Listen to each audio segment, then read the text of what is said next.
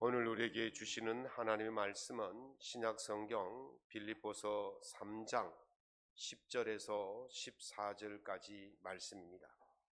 제가 갖고 있는 신약성경 321면에 있습니다. 신약성경 빌립보서 3장 10절로 14절까지 말씀을 우리 한 목소리로 낭독하겠습니다. 내가 그리스도와 그 부활의 권능과 그 고난의 참여함을 알고자 하여 그의 죽으심을 본받아 어떻게 해서든지 죽은 자 가운데서 부활에 이르려 하노니 내가 이미 얻었다 함도 아니요 온전히 이루었다 함도 아니라 오직 내가 그리스도 예수께 잡힌 바 된 그것을 잡으려고 달려가노라.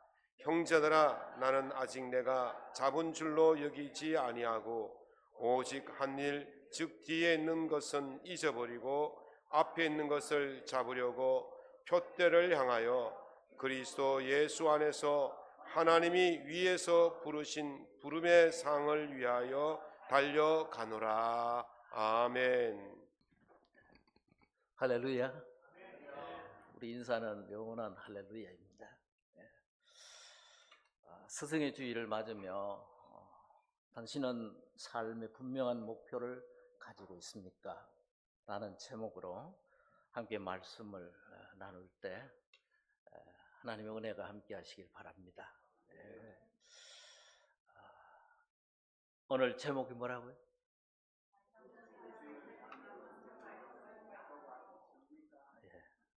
당신은 삶의 분명한 목표를 가지고 있습니까? 이 제목 오늘 기억하고 자꾸 되묻고 그를 따라가는 우리가 되어야 되겠습니다.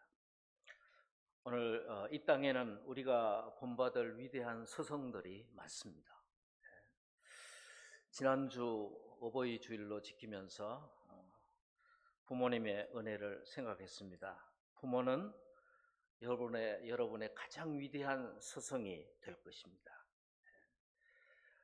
부모님을 나의 가장 스승으로 주목하고 고백하고 이런 자녀, 그 가정은 복될 것입니다.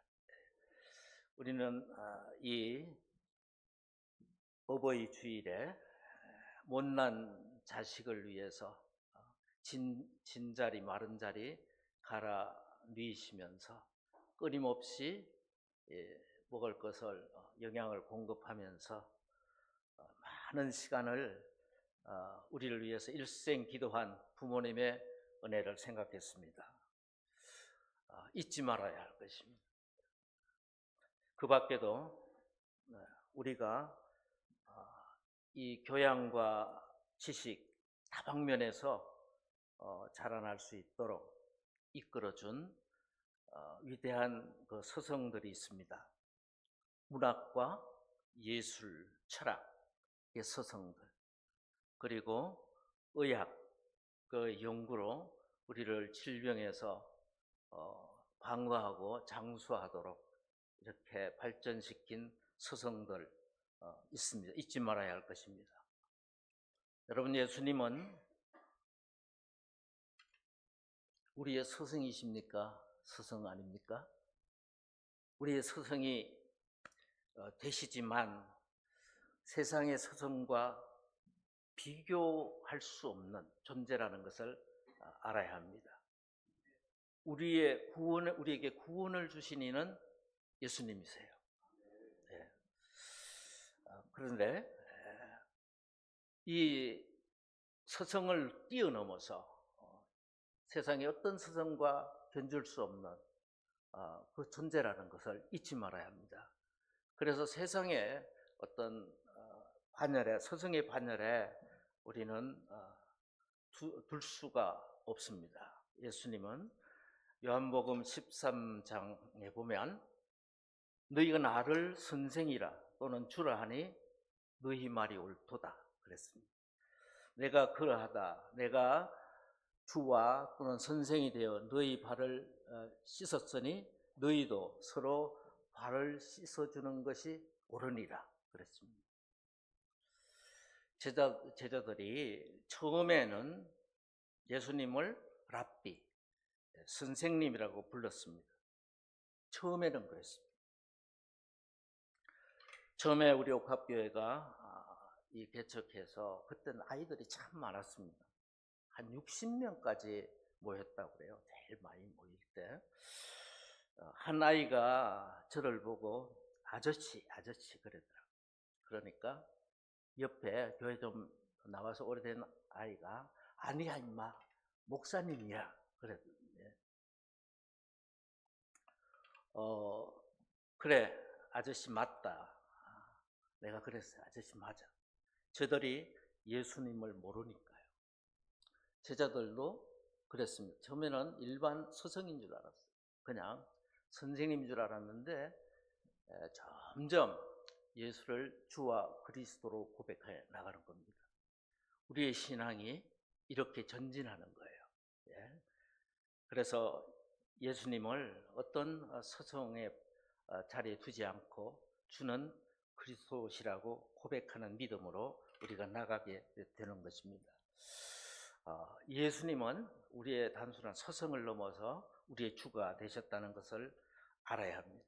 예수께서 가이사라 빌립보 지방에 가셔서 복음을 전한 후에 우리가 잘 아는 말씀입니다. 사람들이 나를 누구라 하더냐. 예수님은 이게 관심이 굉장히 많았어요. 나를 좀 알아봤으면 내가 누구인지 너희들이 좀 알았으면 좋겠다 하는 마음이 한결같이 예수님 마음속에 계셨던 것이죠. 그래서 사람들이 인자를 누구라 하더냐 물었습니다.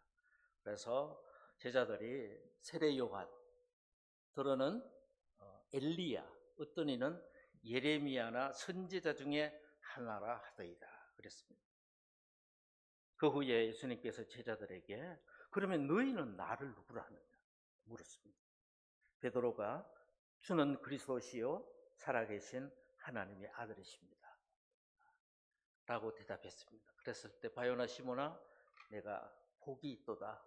이를 알게 하니는 혈육이 아니요 하늘에 계신 내 아버지시니라. 내가 네 반석 위에 교회를 세우리니 음부의 권세가 이기지 못하리라. 이렇게 말씀하셨던 것입니다. 여러분 이것이 대단히 중요한 신앙의 질문이에요. 여러분은 예수님을 누구라고 말합니까? 예수님을 누구라고 부르시겠습니까? 오늘 스승의 주일을 맞이해서 예수님은 위대한 스승도 되시지만 예수님은 우리의 구주가 되시는 것입니다. 이 고백이 깊어질 때 우리의 신앙은 자라나게 되고 수많은 논쟁 속에서 벗어나게 돼요. 그래서 전에 불교에 다니시다가 이렇게 오신 분이 계셨는데 다 같은 석가나 마호메시나 예수를 다 같은 분으로 알아요. 처음에는 그래요. 그런데 이것이 확연히 다르다는 것을 이제 점점 교회에 나와서 예배하고 성경을 공부하면서 알게 돼요. 그때 여러분들은 성도가 되는 거예요. 힘 있는 신앙인이 되는 거예요. 완전히 달라요. 우리가 어떻게 그들과 같이 자리할 수가 있겠습니까? 여러분 종교 하나의 종교다 하면서 모이는 그룹이 있잖아요. 그래서 우리는 거기에 잘 못 들어가요. 목사는 잘 못 들어갑니다. 천주교와 저 스님들은 같이 돼요. 다른 종교들은 되는데 우리는 거기 들어가서 그들과 대화를 하면서 한 식사를 하면서 그 얘기에 통조할 수가 없는 거예요. 알게 되면 그렇게 돼요, 여러분. 우리는 특별한 겁니다. 우리 예수님은 특별한 거예요. 그리고 여러분들은 특별한 존재예요. 성도는 특별한 존재라는 것을 여러분들이 알아야 합니다. 스승의 주일을 맞이해서 고마우신 선생님들에게 감사하는 마음을 잊지 마시기 바랍니다. 구원은 오직 예수께 있지만 이 땅의 그 스승들은 우리가 예수님에게로 더욱 가까이 나갈 수 있도록 세상의 그 지식들을 가르쳐준 스승들. 그래서 감사하는 거예요. 지식을 넘어서 예수 그리스도에게 아는 지식으로 우리가 나가기 때문에 그렇습니다.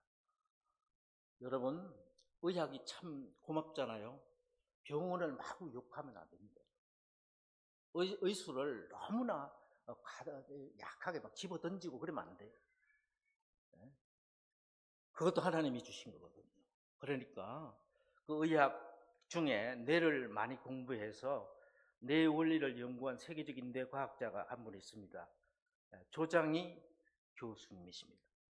90살인데 MIT 매사추세츠 공대를 나와서 지금 고려대학의 석자 교수로 이제 가르치고 학생들을 가르치고 있습니다.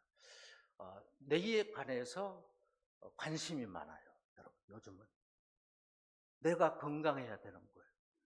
생각해 보십시오. 머리가 이상해지잖아요.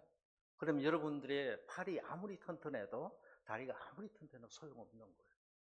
그래서 장수국으로 갈수록 뇌에 관해서 일본에 그래서 뇌를 연구하는 학자들이 많고 뇌를 어떻게 하면 건강하게 만들까? 사실 그게 피거든요. 피가 건강해야지 수많은 이 실핏줄 같은 이런 것들이 뇌에 많이 있는데 거기가 찌꺼기가 막힌단 말이에요. 그러면 둔해지는 거예요. 그래서 병색이 오는 거잖아요. 뇌를 깨끗하게 잘 간수해야 여러분들이 100세까지 가도 정말 즐겁게 살 수가 있게 됩니다. 이 교수님이 그렇게 말씀하세요. 풀어야 할 퍼즐들이 어려울수록 삶은 단순해야 된다. 그렇게 말하면서 애플 창시자 스티브 잡스를 봐라. 그는 선택하는 시간을 줄이기 위해서 매일 같은 옷을 입었다. 그래요. 저는 TV에서 스티브 잡스를 볼 때 항상 청바지, 항상 티, 중역회의도 나가고 어느 강의도 그렇게 나가는 거예요. 야, 그래, 그 사람 좀 앞서가는 사람 같기도 하다. 제가 그런 생각을 했거든요. 그런데 이 스티브 잡스는요, 이 선택하는 시간을 줄이기 위해서 우리가 살아가면서 시간은 정해져 있잖아요. 우리가 살아가는. 근데 쓸데없는 많은 준비로 정작 해야 될 일들을 못하는 이런 삶을 살아가게 된다는 거예요. 여러분, 점점 알게 되면요, 옷을 단순하게 입어요. 빨래는 잘해야 되겠죠. 필요가 없어요. 아주 간단하고 너무나 남에게 혐오를 주지 않는 이런 옷을 여러분 계속 평생 입어도 괜찮아요. 그러면서 그 시간을 다른 데 활용하는 거예요. 그러면은 엄청난 발전이 있을 수밖에 없겠다. 그런 생각을 합니다. 여러분, 이 조 교수님은요, 50년 동안 아침 메뉴를 똑같이 먹었답니다. 아침에 학교 앞에 가서 가게에서 베이글 하나 사서 가서 탕비실에 렌즈에 넣고 7분을 돌린답니다. 그리고 그 사이에 커피를 내린다는 거예요. 커피를 내리고 점심은 일주일 내내 칼국수만 먹은 적이 있대요.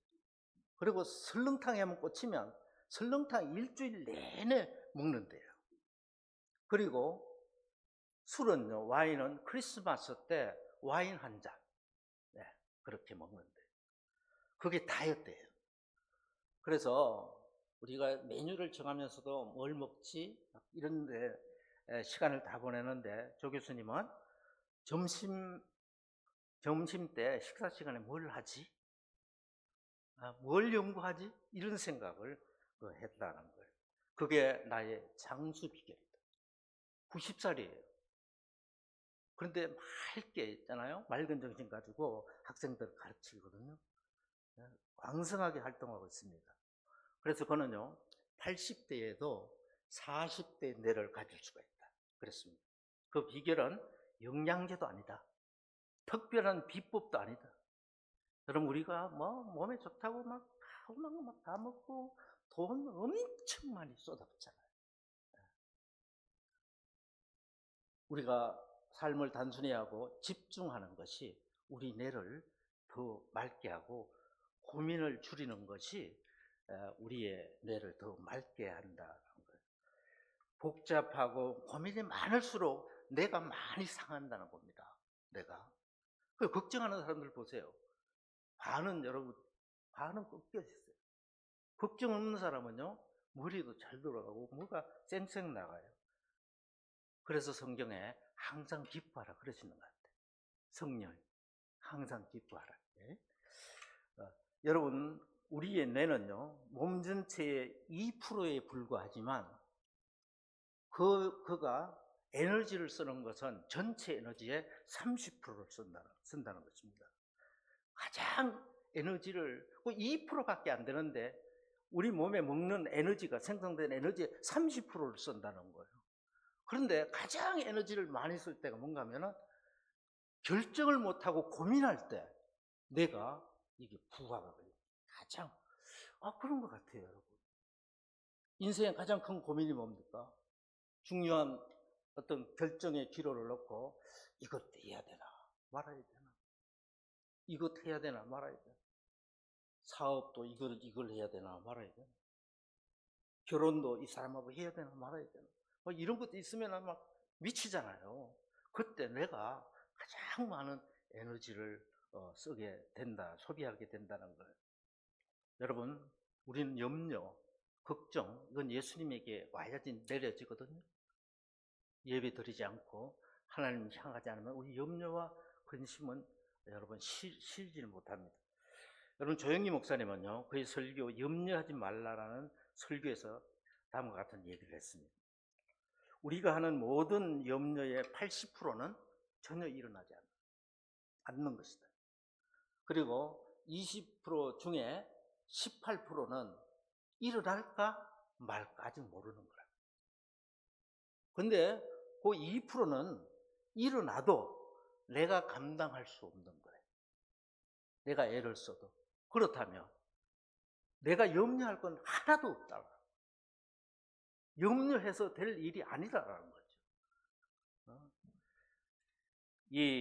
우리의 염려는, 사람들의 그 염려가 아침에 일어나면 무슨 옷을 입고 출근을 할까, 점심 때는 뭘 먹지, 이런 염려가 80%를 차지한대요.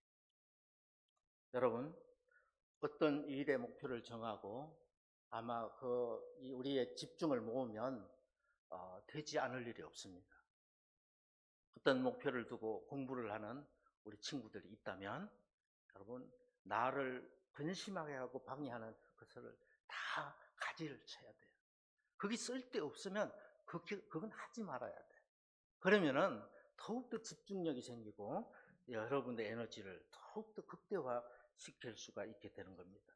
아무짝에도 쓸데없는 염려에 사로잡혀서 정작 해야 될 일들을 못하고 낭비한다면 이것은 얼마나 안타까운 일인지 모릅니다. 이 땅에서 위대한 업적을 이룬 사람들은 달랐습니다. 삶을 단순히 했습니다. 그리고 그 목표에 집중하는 삶을 살았다는 것입니다. 여러분, 워런 버핏이라는 위대한 서성이 있습니다. 사업가요, 이 투자 전문가인데요. 세계 3대 부자예요. 그와 이 얘기를 한번 듣고 시간을 갖기 위해서 이제 저거를 공모를 했는데 사람들이 많이 그와 내가 저녁 식사 함께 하고 싶다 그러면서 그 입찰을 붙였는데요. 얼마에 걸린지 아세요? 27억 원에 걸렸대요. 27억 원. 여러분, 훌륭한 사람을 만나면 반드시 어떤 동기가 생기고요, 삶이 변화가 돼요. 저는 우리 성도들이 전부 다 훌륭한 사람들이 다 되길 바라요. 그래서 만나는 사람마다 거기서 변화가 일어나고, 그는 보통 사람들하고 달랐습니다. 위대한 서성이라고 말할 수가 있습니다. 그가 자녀에게 주는 10가지 교훈에서 이렇게 말했습니다. 참 귀한 것들이에요. 난 이것을 적어놓고요, 가끔 봐요. 여러분. 또 혹 맞지 않을 것도 있을 수 있어요. 그런데 여러분, 이것을 귀담아 들을 수 있길 바랍니다. 첫 번째는요, 가능한 집을 빨리 사라. 집은 우리 안식처가 되고 집 때문에 월세나 뭐 이런 세를 주면서 소모되는 이런 그 돈들이 너무 많잖아요. 그렇게 돈 못 번다. 예.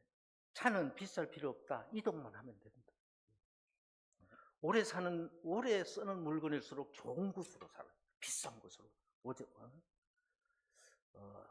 반드시 몸을 단련해라. 반드시 몸이 연약해서는 아무도 할 수 없으니까. 이 6번, 기회가 있으면 창업하라. 나무 밑에서 일하지 말라. 연수라는 법을 배워라. 고독에 익숙해져라. 고독에 익숙해져라. 혼자 있어도 외롭지 않고. 반드시 독서 습관을 가져라. 반드시 책 읽는 습관을 가져야 성리할 수 있다. 그리고 마지막이 참 중요한데요. 감정을 잘 다스리라. 감정. 물어 지킬 그 중에 내 마음을 잘 지켜라. 생명의 근원이 이에서 난다고 했잖아요. 감정을 잘 다스린 성숙한 어른 되라. 다른 사람의 말 한마디에 그것 때문에 오늘의 행복을 빼앗기라. 이런 어리석은 삶을 살지 말아라. 어느 것 하나 부릴 것이 없는 말 같아요. 그는 목표가 분명했습니다. 단호했습니다. 크게 성공한 사람. 오늘 본문 말씀으로 돌아갑니다. 오늘 말씀에 사도 바울이 고백적 선언의 말씀을 하고 있습니다. 고백적 선언. 나는 목표가 분명하다. 나는 목표가 있다. 삶에. 달려가는 푯대가 있다라고 했습니다. 내가 지금 어디에 있든지 그 목표를 향해서 나는 달려가고 있다. 하나님은 내 길을 인도할 것이고 나는 반드시 그곳에 이르게 될 것이다 했습니다. 사도 바울은요, 전에는 목표가 달랐어요. 그리스도인과 정반대되는 거예요. 주를 핍박하고 교회를 핍박하는 자들이었거든요. 그런데 다메섹 도당에서 부활의 주님을 만납니다. 뒤에서 누가 불러요. 사울아 사울아 부릅니다. 누구십니까? 그러니까 나는 네가 핍박하는 예수라 그랬어요. 예수님 죽으신 줄 아는데 살아나셔서 거기에 뚝 서 계시거든요. 깜짝 놀랐던 것이죠. 이 주님을 만난 후에 그는 완전한 목표가 수정됐습니다. 그렇습니다. 지금도요, 주님을 만나면 지금까지 걸어온 길들이 어리석었다는 것을 알게 되고 내가 잘못된 길을 걸어가게 됐다는 것을 알게 돼요. 그래서 주님을 만나지 않으면 안 돼요. 아무리 여러분 노력해도요, 그건 헛수고예요, 헛수고. 그래서 교회는 주님이시잖아요. 십자가잖아요. 이 주님을 만나야지 여러분의 삶이 변화되는 거거든요. 주를 만나면 인생의 목표가 달라집니다. 내 속에 수많은 근심과 방황을 정리합니다. 그가 예수님의 부활을 보았고 천국이 있다는 것을 확신했어요. 예수님의 부활을 보면 그 자체가 천국이 존재한다는 것을 대부분 알게 되는 거죠. 그러니까 바뀌는 거죠. 이제 이 세상은 작아집니다. 이 세상은 낮아집니다. 천국의 소망이 나에게 팍 다가오게 되는 거죠. 당신은 누구십니까? 나는 네가 핍박하는 예수라. 그 음성을 듣게 되는데 그때 사명을 주십니다. 이방인에게 복음을 전하라. 그러기 위해서 너를 불렀다라는 것이죠. 이때 받은 주님의 음성이 그의 인생의 목표가 됐습니다. 여러분, 저는요, 불교 그 스님들의 얘기도 들어요. 이 땅에서 스승이 될 수가 있거든요. 훌륭한 분들도 있어요. 그런데 구원으로 나가지는 못하는 걸 알아야 됩니다. 여러분들은 함부로 들으면 안 될 거예요, 아마.